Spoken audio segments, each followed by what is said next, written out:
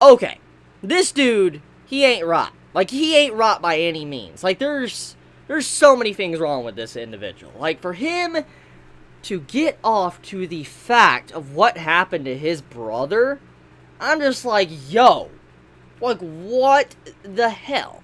And then, after that, finding out that he actually wants to die in a similar way, you're like, what is wrong with you? Like, yo! Which, you know what? Before I go any further and dive into that character's personality, I just want to compliment the writer for a second. Regardless of how messed up it is, and you're just like, that man ain't right, I have to say, I truly appreciate that the character, this villain, or this main, like, antagonist of this arc, isn't so stereotypical? Is it someone that is a standard mass murderer? Because I have seen so many stories to where they introduce this serial killer that is just killing for the sake of killing. There's really no good motive whatsoever. He may have a select certain individuals that he targets, but overall, he's not really a good character. He's very, like, one-dimensional. Like, there's nothing really interesting going on with the character. And I really appreciate the fact that it's not just him being a mass murderer, killing people for the sake of killing people.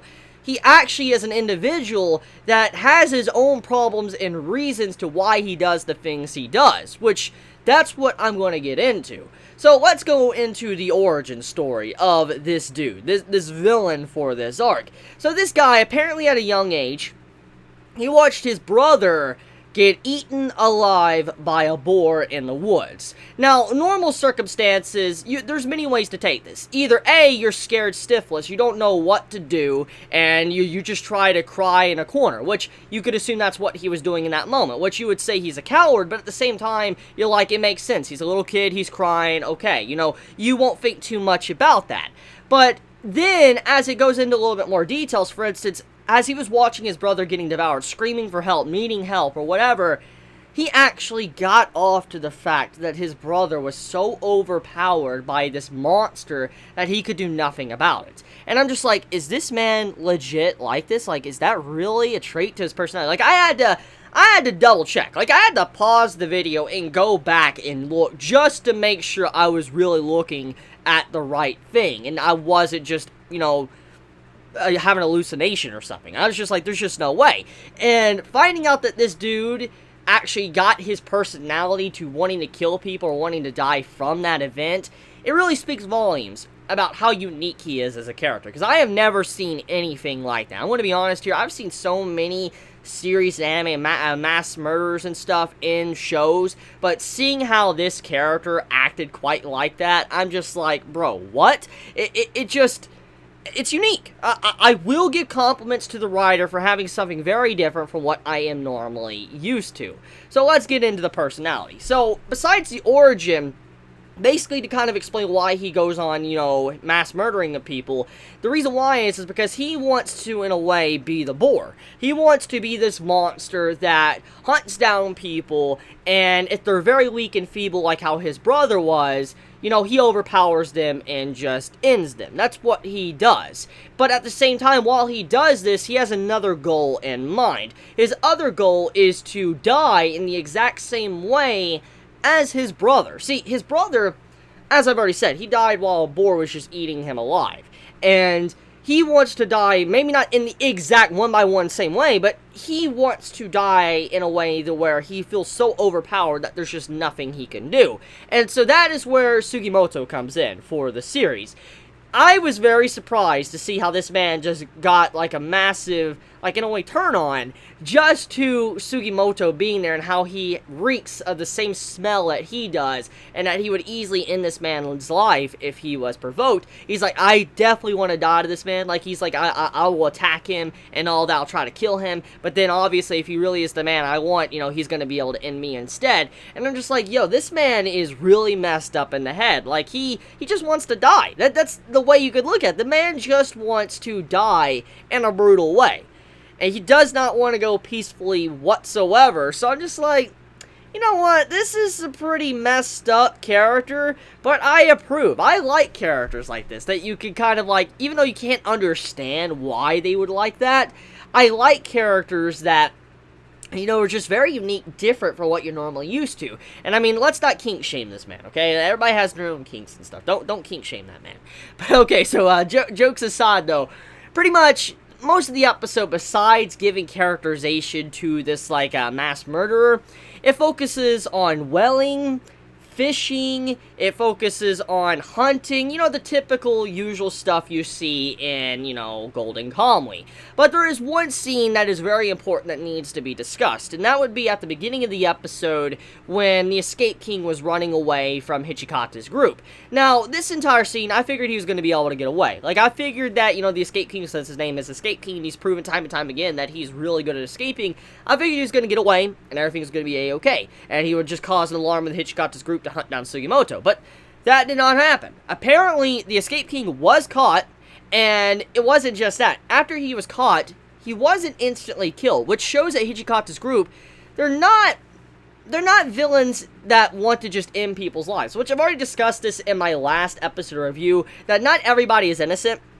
Nobody's a good guy. You could say that Sugimoto is the nicest of the three groups, but even then, he is not entirely innocent. I mean, he even talks about in this episode that he would definitely not feel any sympathy if he was to, you know, cut someone's skin off if, you know, they were as bad as, you know, what was being said by the Escape King. So, I mean, looking at it, Sugimoto is not a good guy by any means. And so, seeing how, in that scene with Hijikata and the Escape King and how they were talking, I'm just like, I'm floored that, you know, the Escape King wasn't killed right there. It was actually a logical convo, and the dude's like, look, you know, if you work with us for a quick second, allow us to copy your tattoo, then we'll allow you to leave. There will be nothing or no harm done to you whatsoever. Just let us copy your tattoo.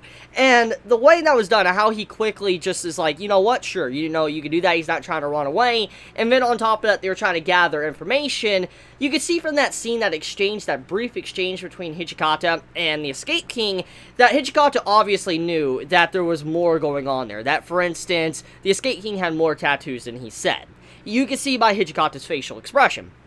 But at the same time, he didn't kill the man. And the reason why is because if he is already collecting tattoos, it's better for him to be alive than dead. Because think about it like this. There's a lot of tattoos out there, a lot of escapees, and so it's going to take a lot of time to be able to find all of these individuals. And so, just having one group search for them, it's not going to be easy at all. So, obviously, the more help you get, the more teams working for it, you could get all these tattoos at once, which is kind of what's going to be happening with the commander, you know, the military commander, and how he's keeping everything on him. He's just waiting. He's biding his time. He's waiting for Sugimoto's group to get as many tattoos as they possibly have, and then he's going to strike at them and steal all of them at once. It's better for another group to do all the dirty work, and then you could just grab it and snatch it from them. And that's kind of what Hijikata seems to apparently be doing, except he didn't actually downright state it. For instance, it was just very quiet, a very subtle scene, but Hijikata is definitely a smart individual for him to do what he did in this episode. And also, speaking of what he did in this episode, can we talk about that bank scene?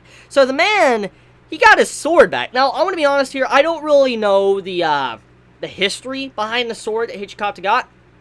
Maybe it's been stated before in other series or even Gintama, but I don't understand the history of the sword, but I do know when it comes to katanas and stuff, they hold a lot of, like, legends, legacies, passed on as tradition, stuff like that. I know they're family heirlooms and all that, so, I mean, I know they're incredibly important. I'm not saying they're not. I'm just saying, in terms of what the significance of that katana is, I have no idea, and if anyone does want to enlighten me for what that katana means, let me know in the comments below. But regardless of all that, though, Hijikata gets his sword back, and he breaks into a bank to steal money, but mainly the sword. That's what he really wanted, which I thought was like, yo, this man, he's not just being like a guy that's hunting tattoos, but he's going in the middle of the public and doing crazy stuff like this, you know, opening up banks, grabbing stuff from them. I mean, if he's able to do something as easy as this, I mean, why does he need as much gold that he says he needs? I mean, if he could just go to each individual bank and grab all the money he wants, then technically he should be able, in theory, to get enough money to do what he wants to create his own country. But I mean, I guess in a lot of ways money could be traceable, maybe that is the reason. But I mean, yeah, so it really just puts a perspective of how much gold there really is, most likely, for them all to collect when the treasure is finally found. Just for him to think that, you know, robbing a bank isn't really that great at all. For instance, he's not even thinking that's, you know, anything. It's chump change compared to what the Mountain of Gold most likely is. But that's pretty much about it when it comes to this week's episode. I mean, we have a well scene, which is a very entertaining scene for the most part, but it's the typical stuff you would see from Golden Kamuy. So that's pretty much about it. So let me know your thoughts in the comments below. Did you enjoy this week's episode? Did you hate this week's episode? Let me know your honest thoughts in the comments below. If you like my content, please subscribe. If you like this video, please leave a like. Chibi out.